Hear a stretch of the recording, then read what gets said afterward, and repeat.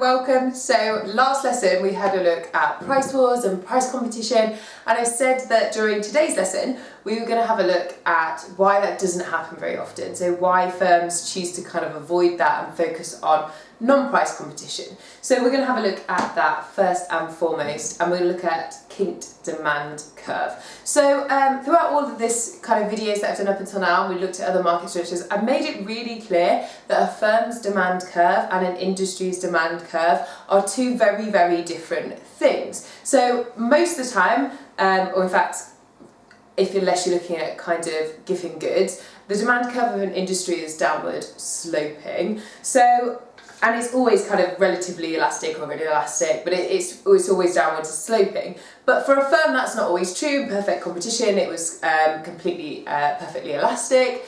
It was very elastic in monopolistic competition, and in oligopolies it looks different again. So what I want us to think about is, logically we're just going to build this. So let's kind of pick a market that's an oligopoly. Let's pick a pair of trainers, for instance. So a pretty good, decent, branded pair of trainers, I think really is going to cost you, let's say, about £70 at the moment, right? So we're going to say that the price here is £70. So we've got £70 as our price, and at that price they're going to sell a certain quantity.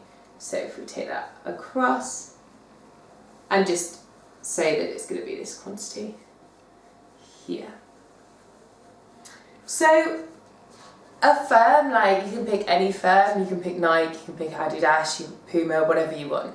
So a firm has a choice. So at £70, that's kind of the market price, and they can choose to increase price or they can choose to decrease their price. So we need to think about what would happen if one of those firms decided to suddenly increase the price to £90, right? What would happen? So think about what the market structure, think about in your head, like, what would happen if they decided to do that? Well, they wouldn't be able to gain the market share. Like, they would have a loss in the amount of consumers who are willing to pay that price, because at £70, well, I know that I could go, if they increase that like to £90, then I could go and buy a pair of Adidas if it was Nike that was increasing their price, and I would be quite likely to switch to that other brand in the market. Well, what does that look like? What does that start to sound like? It starts to sound like a definition that we know quite well. So if I increase the price, I have a more than proportionate change to my quantity demanded, right? So I increase the price from £70 to £90, and the change in quantity demanded is more than proportionate to my price change, right? Because people will just switch to another brand. So what is that definition? Well, it sounds incredibly elastic to me. So I know that when I increase the price here, anything above this £70, it's going to be, the response is going to be very, very elastic. It's very elastic. So therefore, it's going to look very elastic like that. But then what happens when we decrease the price? Well, if Nike decided to decrease the price of their trainers from £70 to £50, well, what do you think would happen? Well, of course, in the short run, we would all run and buy those trainers. But what do you think Adidas would have to do in that situation? What do you think all the other brands in the market in that oligopoly structure would have to do? Well, they would also have to decrease their prices to match it. They'd have to, remember, there's interdependent decision making. Firms choose decisions based on the other firms in the market rather than consumers. So if one firm decides to lower their price, well, then all the other firms in the market lower their price as well. So, well, then what happens then? So we've had this fall in price in Nike trainers, or Adidas then decrease their price as well, and Puma decrease their price as well. Well, what do we do as consumers? Well, we tend to just stick with the same brand. If they all decrease their price, well, then we'll just stick with what we've got. They've all decreased their price. So if they decide to decrease their price here, well, then they have a less than responsive change in their demand because, well, everybody else is doing it as well. So that fall in price leads to a less than proportionate change in quantity demanded. Well, that sounds, again, like a definition that we actually happen to know very well. What definition is that? Well, it's very inelastic. So what does that mean here? That means that this doesn't carry on like this. That means that actually the demand curve, if you reduce the price, actually becomes very inelastic. So it looks like that. So what we have here is, it's pretty self-explanatory. It's a kinked demand curve. There is a kink in that demand curve. The industry, the firm, will settle on a price, right? And that price being settled on happens in many different ways. So it can happen by just being set by a market leader. It might be kind of a natural market price and kind of considering some price setting power. It may well be like kind of a game theory settled, tacitly colluded price. We'll have a look at that in next week's lesson.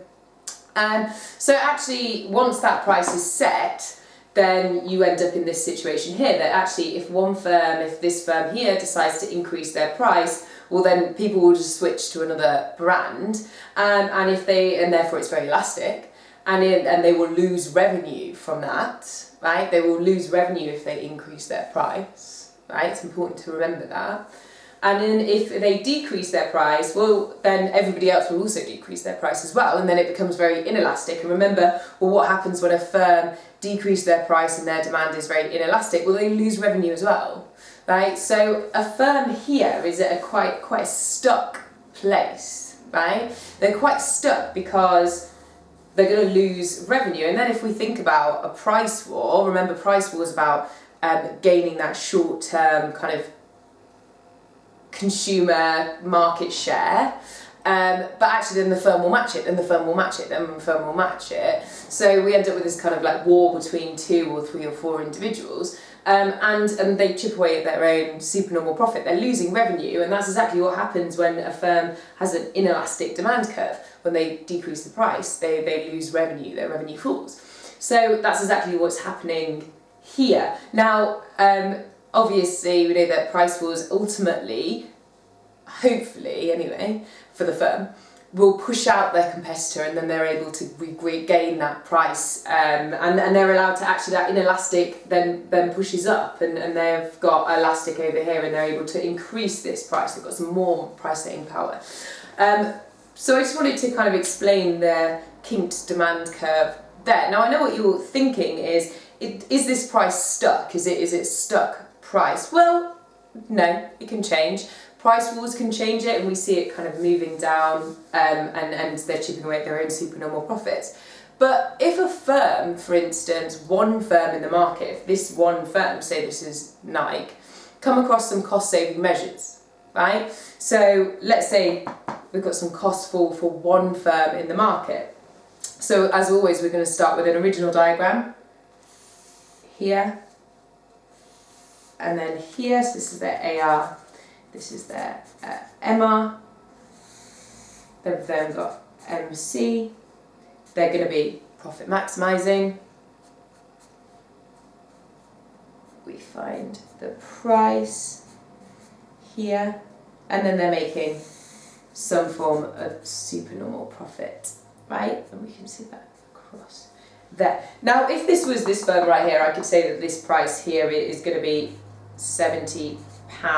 We'll actually see later on that this price here might not actually be the profit maximising price for all firms within the market, but it will definitely be the profit maximising price for at least one firm in the market. It will probably be the largest firm in the market. If there's a price setter in the market, they might be that £70. And then this is their supernormal profit.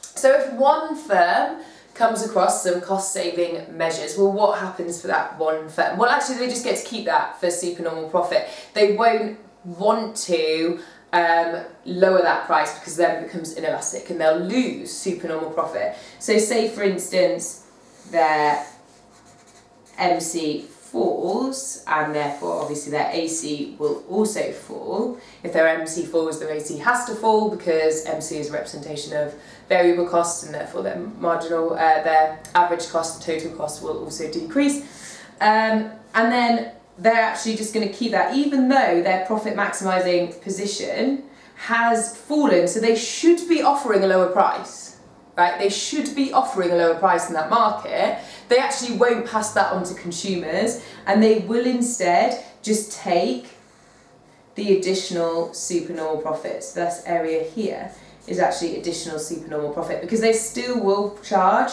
this price because they don't want to lower the price because they'll lower their revenue. Right? So if one firm makes some cost saving measures, they would rather just not enter into the price war, not enter into that loss of revenue, not enter into anything here, keep that price stability. But what happens if everyone in the market has that cost saving? Maybe and we've seen that before, like external economies of scale. So let's think about like the internet becoming, into the market. That kind of thing.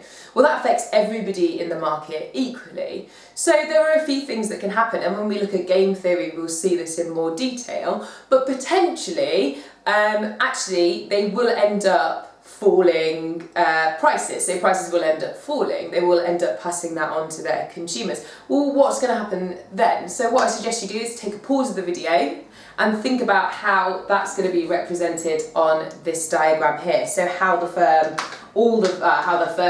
represents that falling kind of economies of scale, external economies of scale. Okay, so I'll tell you what happens is the price does fall, right? The price falls, and we just find that there is an extension of this elasticity. So say, for instance, the price falls for everybody, and that's now £60, £10 a unit fall. That's quite a lot, but potentially. All that happens is we just see an extension of our elastic point, and then it becomes inelastic again. And that can be the same either way. Say, for instance, if you had a kind of like an increase in costs across all firms, and they decided that actually they were going to pass that on to the consumer, well then we would just see that up to here, and potentially that just becoming like that, inelastic from this price onward, inelastic from this price onward. If there's a fall overall for everyone, or if there's an increase overall for everyone, and they choose to pass that on, if they end up, we'll see when we look at game theory whether they will or will not end up doing that. So this is our kinked demand curve, and this explains why we have a lot of price stability in oligopoly markets. So this means that we have a lot of price matching, so firms just match each other's price, and we end up on that kind of kinked price, that stable price. So we end up with lots of price stability in oligopolies, and we've seen that with oligopolies before. If you think about, I think mobile phone contracts is quite a good example of this, that actually there's a lot of price stability in mobile phone contracts. So then that leads us very nicely to what does a firm do? So firms are still competing. Firms still want market share, still want to make supernormal profits, they still have to do all of those things. So what do they end up doing to get that supernormal profit? Well, they end up engaging in a huge amount of non-price competition. So what I would like you to do is just pause the video now and have a go at writing as many non-price competitions that you can think of. They can be industry specific, but the list that we initially go through is going to be kind of very generic. Okay. So, some examples of non-price competition. It might just be innovation. So firms may just decide to constantly be innovating their product to make it better to gain that market share. It might be to do with quality of service. So it might be that you end up getting some outstanding customer service. I think Apple, for instance, kind of falls under this idea of constantly innovating and also like just giving outstanding customer service. It could be to do with free upgrades. I know on certain phone contracts you are eligible to an upgrade sooner, so it might be that you've got a contract for 2 years but actually you could upgrade after a year. I think that O2 that offers the like refresh, so you can kind of upgrade whenever you want. Additional benefits, kind of in that same market structure there, you can look at the additional benefits that you get from Vodafone, for instance, or O2. I know that they all have different additional benefits that you get. I know that, I'm on Vodafone and I get like texts being like, oh, you can get a free Greggs, muffin this week. Obviously not this week, but some weeks. And it might be like exclusivity, kind of additional benefits to do with discounts on certain things, or you get is it like on meerkats? It used to be that you used to get 2 for 1 cinema on orange. Oh my god, back in the day. So old. But now I think it's like meerkats still do that offer when you buy insurance through them. So advertising, we know that there's huge advertising campaigns in oligopolies, and exclusivity, the one that comes to mind there is that O2. So they do exclusivity on the O2 Arena. I'm pointing that way because it's that way from my house, not just because I like it's over there, but the O2 Arena. So all of these things are examples of non-price competition, and non-price competition is rife in oligopolies. It's kind of everywhere. I definitely implore you to kind of look around you over the next, when you're finally allowed out of your houses, to see kind of advertising, to see what's happening around you. Maybe have a look at some petrol prices when you go past petrol stations and all of those kind of things, to think about, oh, actually there's a lot of price stability here, and therefore how else are firms competing? Is it through advertising, innovation, quality of service, free upgrades, additional benefits? Like, is it any of these things? So now we've done that, we're going to have a look at a quick exam question, just a little 8-mark question. I think this is from the 2008 paper here. So discuss price and non-price strategies that Starbucks can use to improve profitability. So it's an 8-mark question, and I have a figure here 3 for you here. So you need to refer to figure 3 in your answer. You have to do that, so you will not get your application marks if you don't do that. So here is just like a list of prices. This is from the 2018 paper, and I remember, it's from paper 3, and I specifically remember these are taken from, I think it's Hackney, and on the morning when the chief examiner wrote this paper, she literally went around and just wrote down, she went and got coffee and just wrote down all the prices. So they are accurate for 2018. So just a fun fact for you. So have a go at the question, pause, think about your answer, time yourself for 8 minutes, have a go at answering the question, and then we'll have a look at model answer for you. Okay. So 8-mark question, we know that 8-mark questions are 2 for knowledge, 2 for application, 2 for analysis, and 2 for evaluation. You're looking at 8 sentences at maximum, but you can combine a lot of those sentences. It may well be that you combine your analysis and your application so that you're cutting yourself down on time. I know that a lot of students end up writing lots and lots and lots, and I often speak about how frustrating it is for us to see that. So what I've done is I've given you a model answer, and we're going to go through that. If you are stuck on this structure and you want some more detail about it, please have a look at, I think it's the monopolistic market exam questions. That has an 8-mark question where we do go through the full structure, so do check that out if you are struggling. So here is our perfect answer. There are lots of things that you could have said, and I'll go through some additional options at the end, but I am going to go through this and the marks and where they've come from. I have specifically used 2 different things just as examples for you, so you can see kind of where you would or wouldn't get the marks. So one price strategy is predatory pricing. That is a price strategy, that's a price strategy that they can use, that's accurate. So that would be my knowledge mark, that's my first mark, it's my knowledge mark.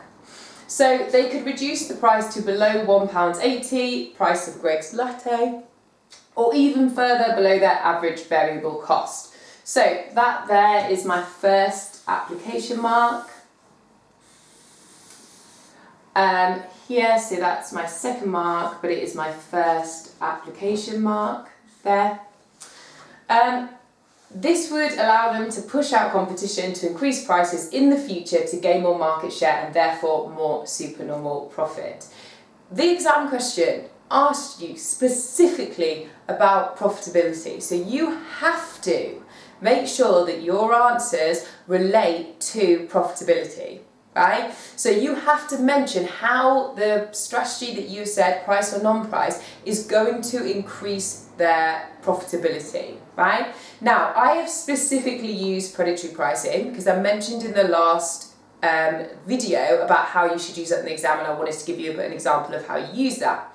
So I have said here, right, to push out competition, to increase prices in the future to gain more market share and increase more supernormal profit, right? Now I've done that specifically so that you can see that I've explained how that's going to give them more profit. Because if you just said predatory pricing, you would not get your analysis mark because you haven't said how that's gained them profit. Because predatory pricing in the short run doesn't gain them any profit. In fact, if anything, it loses profit. We know that. They're operating below their average variable cost. They're actually making a loss, right? So therefore, we know that that's going to reduce their profitability. So you have to make sure that you set it in the long run. That there is my third mark, but it is my first analysis mark. There we go. Then, however, Greggs may match this price and they may enter into a price war, right? We know that price wars are bad, we know that they don't want them because it just, chips away at their profitability, and we know that they're short. I think I described them as bloody yesterday. They often are though. So therefore here, this is my fourth mark, but it's actually my first evaluation mark. Yeah? So the next one, it asks you specifically in the question, if you have a look, it says price and non-price. So if you gave me 2 price, I wouldn't be able to give you the marks. If you gave me 2 non-price, I wouldn't be able to give you the marks. You have to have 1 price and 1 non-price. Follow the exact same strategy and structure that we have done before, but it has to be 1 price and 1 non-price here. So 1 non-price strategy is to invest in specialist fair trade coffee, right?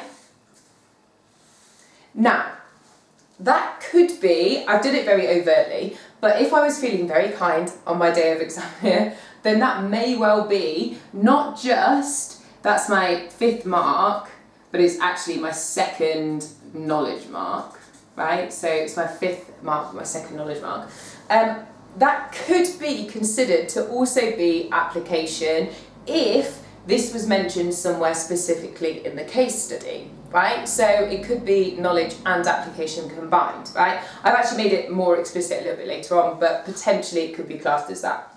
So this will allow them to tap into irrational consumer behaviour, and consumers may not mind spending up to 80p more for a latte. Right, now here I have combined and done it quite overtly and obviously. I've combined my analysis and my application. So this section here, to tap into irrational consumer behaviour, this is my 6th mark, but it's my 2nd analysis mark. So it's my 2nd analysis mark there. And then I've gone on to consumers may not mind spending 80p more for a latte. That's come from the data if you just have a look. I think it's a medium latte that I've got that from. So that is my 7th mark, but it is my 2nd analysis mark. Please note that in this analysis and also in my previous analysis, I do like to make sure that I'm kind of overtly referencing something economically, because it's just a really good way to get yourself into kind of the practice of pulling that economic theory into questions, using those key terms, making sure you're getting them in there just for your own brain, your own kind of knowledge, and overtly getting those analysis marks. And then I put, however, this may be more expensive for them to source. Right, that's weak evaluation. I've purposely done that there. Just kind of a throwaway sentence of evaluation. It's not particularly strong. It doesn't really particularly relate to anything. But it's still evaluation, it's still there, it's still present, and it's still true, and I'm only looking for 1 sentence of evaluation. Therefore, that is enough for me to get that 8 marks. That's my last evaluation mark. It's my 2nd evaluation mark. So another reason why I kind of purposely picked this one here is because I picked something that was kind of related directly to the coffee industry. So something about specialist fair trade coffee. It's not something that I could use for another industry if I was asked this exact same question, but for another industry it's not necessarily something that I could use. But there are loads of things that you could have said. So for pricing strategies, you could have said about limit pricing, you could have said about sales maximising, you could have said about revenue maximising, you could have said about just cutting the price and explaining why. For your evaluation, you could have said anything about, however, there might be price wars, or they might enter into the inelastic part of their demand curve. You could have referenced that. You do not need to draw a diagram, but you could have referenced it. That would have been a waste of time to draw a diagram. For your non-pricing strategy, you could have said anything to do with like advertising, loyalty schemes. You could have said anything to do with innovation, customer service. You could have said anything to do with like recyclable cups. You could have said anything to do with like anything that they're doing outside of work, like charity work that they're doing. Anything like that would have been absolutely fine for non-price competition. I just want to really quickly mention before we finish, don't worry, we're nearly done, that your buy one get one free offer, right, when I mentioned that last lesson, the buy one get one free offer you could have used here, you could have used it as a price strategy or you could have used it as a non-price strategy, but you had to, in your analysis, you had to explain, to get the analysis mark for using the buy one get one free as a price or non-pricing strategy, you would have had to explain why you're saying it's a pricing strategy or it's a non-pricing strategy. So it's your analysis mark that you might have missed if you just kind of didn't really explain that very well. So that's it for today. Next lesson, we're going to learn about game theory. Game theory is my absolute favourite. I'm genuinely very excited to teach you about it. We're probably going to go to unnecessary depth about it. I hope you're really excited too. I'm desperately looking forward to it. Have a great day and stay safe. Thanks, guys.